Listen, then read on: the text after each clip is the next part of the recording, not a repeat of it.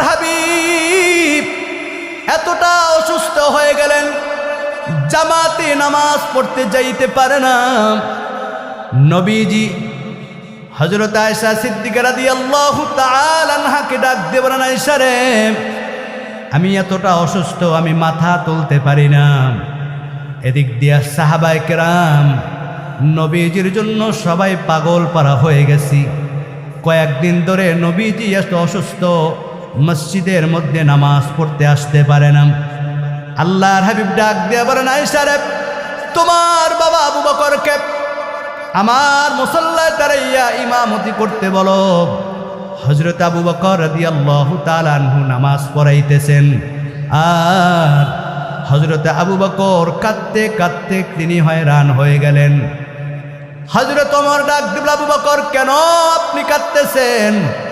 আবু বকর বলে, ওমর, ইসলাম কবুল করার পরে আমি কোনোদিন নবীর পিছনে সারা জামাতে নামাজ পড়ি নাই। আজকে যেই নবীর মুসল্লায় আমি দাঁড়াইতেছি, আমার বড় ভয় হইতেছে, না জানি আর কোনোদিন নবীর পিছনে নামাজ পড়ার নসিব হবে না। আমার ভাইরা, আল্লাহর হাবিব রহমাতের নবী আমার, যেই নবী দুনিয়াতে আসার পর 40 বছরের পরে দীর্ঘ 23 বছর পর্যন্ত আমার ভাইরা, যেই নবী নামাজ কায়েমের জন্য, প্রতিষ্ঠার জন্য নবীজি রক্ত ঝরেছে, দান্দান মোবারক শহীদ হয়ে গেছি, কাফেরের হাতে মার খেয়েছেন, যেই নবী জীবনের শেষ মুহূর্তে উম্মাতের জন্য সর্বশেষ যে মেসেজটা দিয়েছেন, আল্লাহর হাবিব উম্মাতের জন্য সর্বশেষ যে আমলের নবীজি তাকিদ করেছেন, হাদিসের মধ্যে উল্লেখ করা হয়, আল্লাহর হাবিব জীবনের শেষ মুহূর্তে প্রচণ্ড অসুস্থ হয়ে গেলেন। সাহাবায়ে কেরাম পাগল পারা হয়ে গেল। নবীজি দীর্ঘদিন ধরে অসুস্থ, বিছনার থেকে মাথা উঠায় না। আল্লাহর হাবিব এতটা অসুস্থ হয়ে গেলেন, জামাতে নামাজ পড়তে যাইতে পারে না। নবীজি হযরত আয়েশা সিদ্দিকা রাদিয়াল্লাহু তাআলা আনহাকে ডাক দিয়ে বলেন, আয়েশা রে, আমি এতটা অসুস্থ, আমি মাথা তুলতে পারি না। এদিক দিয়া সাহাবায়ে কেরাম নবীজির জন্য সবাই পাগল পারা হয়ে গেছি। কয়েকদিন ধরে নবীজি এত অসুস্থ, মসজিদের মধ্যে নামাজ পড়তে আসতে পারে না। আল্লাহর হাবিব ডাক দিয়ে বলেন, আয়েশা রে, তোমার বাবা আবু বকরকে আমার মুসাল্লায় দাঁড়াইয়া ইমামতি করতে বলো। হযরত আবু বকর রাদিয়াল্লাহু তাআলা আনহু নামাজ পড়াইতেছেন, আর হযরত আবু বকর কাঁদতে কাঁদতে তিনি হয়রান হয়ে গেলেন। হযরত ওমর ডাক দিল, আবু বকর কেন আপনি কাঁদতেছেন? আবু বকর বলে, ওমর, ইসলাম কবুল করার পরে আমি কোনোদিন নবীর পিছনে সারা জামাতে নামাজ পড়ি নাই। আজকে যেই নবীর মুসল্লায় আমি দাঁড়াইতেছি, আমার বড় ভয় হইতেছে, না জানি আর কোনোদিন নবীর পিছনে নামাজ পড়ার নসিব হবে না। সমস্ত সাহাবীরা নামাজের মধ্যে কাঁদতে কাঁদতে পাগল হয়ে যাচ্ছে। আল্লাহর হাবিব ডাক দিয়ে বলে, আয়েশা রে, ও আয়েশা, এখন কোন নামাজের সময়? হযরত আয়েশা বলেন, ইয়া রাসূলুল্লাহ, এখন এশার নামাজের সময়। আল্লাহর হাবিব বলেন, আয়েশা রে, জানলাটা খুলে দাও, আমার মাথাটা একটু জাগিয়ে ধরো। হযরত আয়েশা সিদ্দিকা রাদিয়াল্লাহু তাআলা আনহা নবী কি যখন জানলাটা খুলে দিলেন, মাথাটা জাগিয়ে ধরলেন, আল্লাহর হাবিব মুস্কি হেসে দিলেন, সাথে সাথে আবার তার মুখটা মলিন হয়ে গেল। হযরত আয়েশা বলেন, ইয়া রাসূলুল্লাহ, আপনি সবেমাত্র হাসলেন, আবার আপনার মুখটা মলিন হয়ে গেল, চোখ দিয়ে পানি পড়তেছে নবী।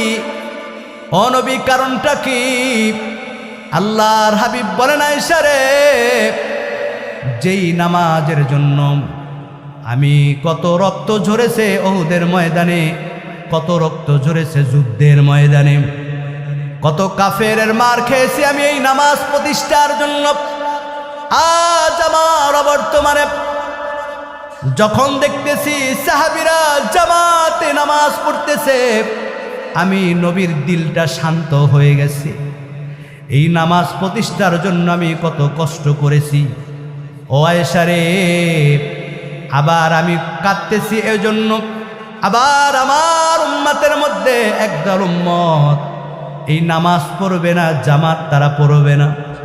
এজন্য আমির নবীর মনটা সাথে সাথে খারাপ হয়ে গেল, দিলটা নরম হয়ে গেল। আল্লাহর হাবিব কাঁদতেছে। একবার নবীজি হুঁশ ফিরে এসে আবার অজ্ঞান হয়ে যায়, এতটা অসুস্থ নবী। এমন মুহূর্তে আল্লাহর হাবিবের দরজার সামনে অপরিচিত একজন মানুষ হাজির হয়ে গেল।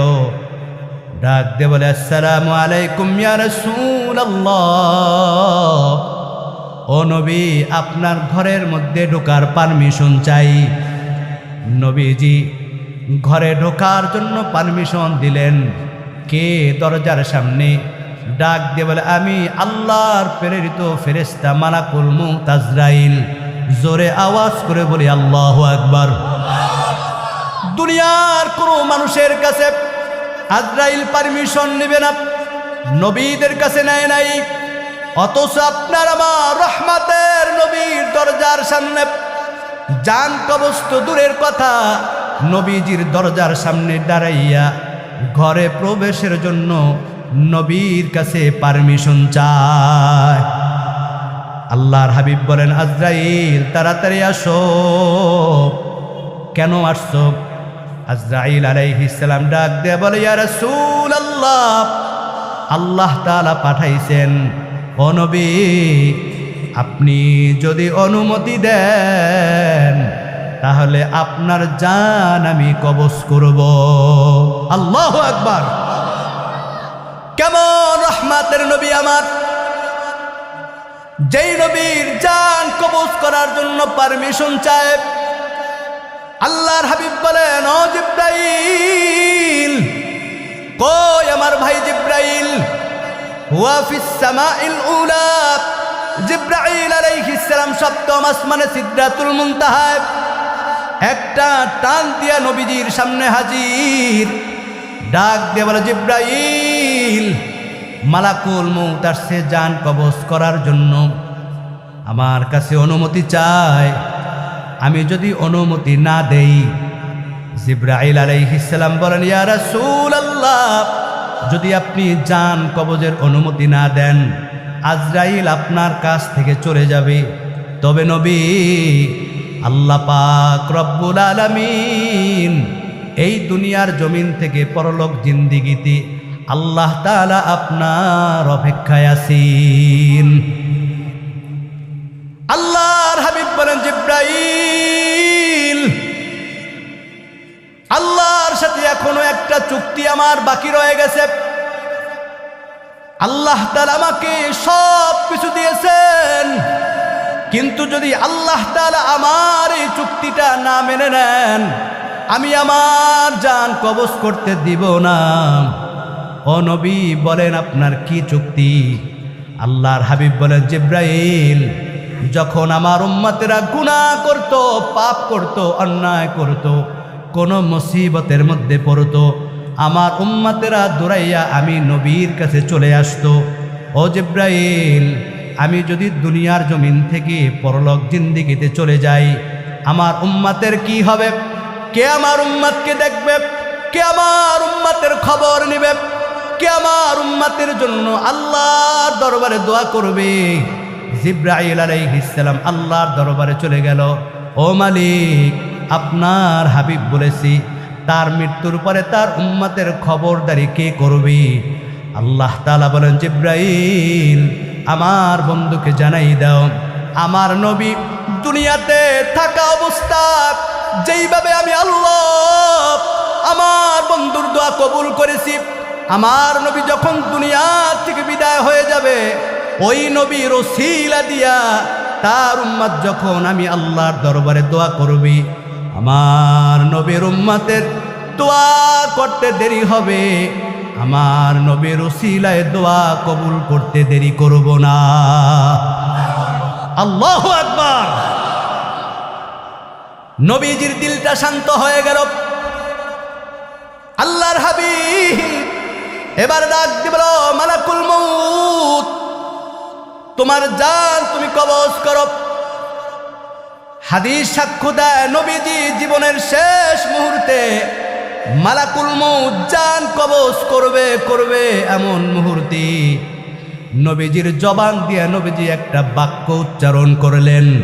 আমার ভাইরা, খই করা যুবক ভাই, মা বোনেরা, বৃদ্ধ বাবাজিরা, ভালো করে শুনুন।